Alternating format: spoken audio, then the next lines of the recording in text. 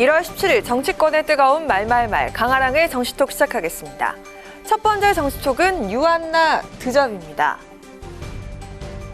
한간에 윤석열 대통령이 가장 싫어하는 사람은 유한나라는 말이 회자되어 왔습니다.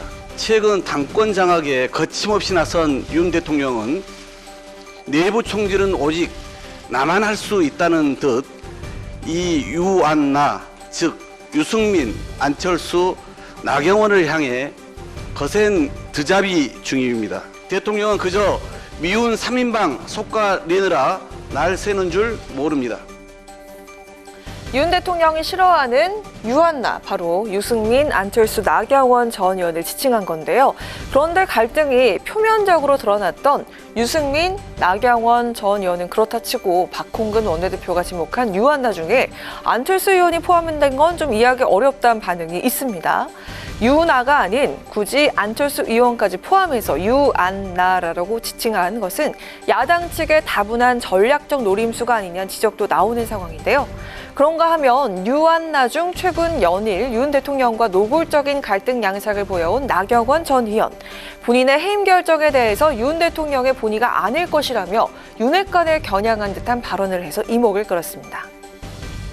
오히려 나경원 전 의원의 위상을 높여주고 있는 거 아닌가요? 그게 뭐 투사형이 아니거든요. 그런 적은 네. 아니죠. 근데 자꾸 저렇게 투사를 만들려고 그러는 것인지 윤핵관이라는 분들이 나경원 의원을 결과적으로 키워주는 효과를 가져올 텐데 네. 굳이 왜 그런지 잘 모르겠어요. 나경원 의원은 지금 보면 친윤 반장?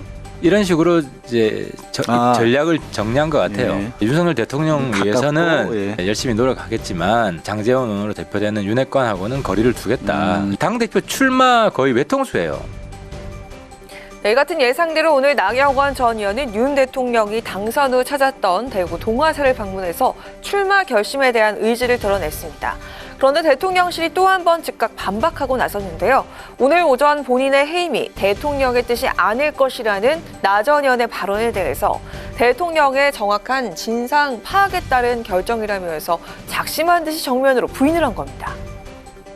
필드 치는 거 포기. 전당대회 전반에 대해서 누구랑 친하다, 그 사람이랑 뭐 멀지 않다 이런 얘기를 할 때가 아니고 내 생각을 얘기하란 말이에요. 내 생각을. 근데 지금 그 메커니즘이 완전히 없어요. 본질이 살아야 된다고 생각해요. 그러지 않으면 당이 망하는 거예요. 본질이 사라지고 친윤과 머리만 남은 듯하다는 당내 이 같은 우려 속에 오늘 3월 8일 전당대회를 앞두고 있는 국민의힘, 컷오프와 결선 투표 등 유력 주자들의 셈법은 더욱 복잡해질 것으로 보입니다. 이어서 오늘 두 번째 정치톡은 책방지기 문입니다. 문재인 전 대통령이 이르면 다음 달에 양산 평산마을에 북카페를 연다는 소식이 전해지면서 국민의힘이 이를 비판하고 나섰습니다. 책방이라는 핑계로 정치 공간을 만들어 조여오는 여론에 대한 대응을 하려는 것 아닙니까? 문정권에서의 비리 의혹들이 튀어나오자 이젠 정치 공간이 필요해진 것입니다. 잊혀진 삶이 아니라 잊혀지지 않기 위해서 안간힘을 쓰는 삶이 아닌가. 퇴임 전 수차례 잊혀진 삶을 살겠다고 공언해온 문 전 대통령. 그 발언이 이렇게나 사사건건 자신의 발목을 잡을 줄은 본인도 예상을 못했을 터. 문 전 대통령이 직접 책방지기가 돼서 방문객들과 종종 차도 마시고 책 이야기도 나눌 예정이라고 하는데요. 하지만 정치권 일각에선 이 책방이 친문 인사들의 구심점 역할을 할 가능성까지 점쳐지고 있는 상황입니다. 친문계 결집 가능성, 그리고 이 대표가 처한 최근 상황 때문일까요? 이재명 대표의 팬카페 제명인의 마을에선 이렇듯 책방 개점 소식을 비난하는 노골적인 비판글이 올라오는 등 예민한 반응들이 이어졌습니다.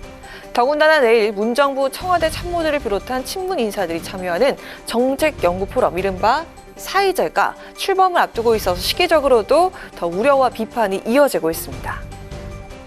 자체 당내의 개파의 대립과 반목을 부채질할 수가 있다는 점에서 더 절제되고 조심을 해야 될 필요가 있다고, 지금 이재명 대표가 어려운 입장에 빠져 있는데 반대 개파에서 다른 결속의 자리를 마련한다면 저는 오해사기 딱 쉽다고 생각합니다. 예. 자제해야 되고 자중해야 된다고. 정우택 국회 부의장은 친문 인사들이 총선 준비 세력화에 나섰다면서 양심이 있느냐며 맹 비판하기도 했습니다. 친문 포럼의 출범에 이어서 문재인 대통령의 책방 개점까지 과연 이 책방은 우려대로 일종의 친문 아지트가 될지 아니면 그저 평산마을에 소박한 문화 공간이 될지 귀추가 주목됩니다. 지금까지 강아랑의 정시톡이었습니다.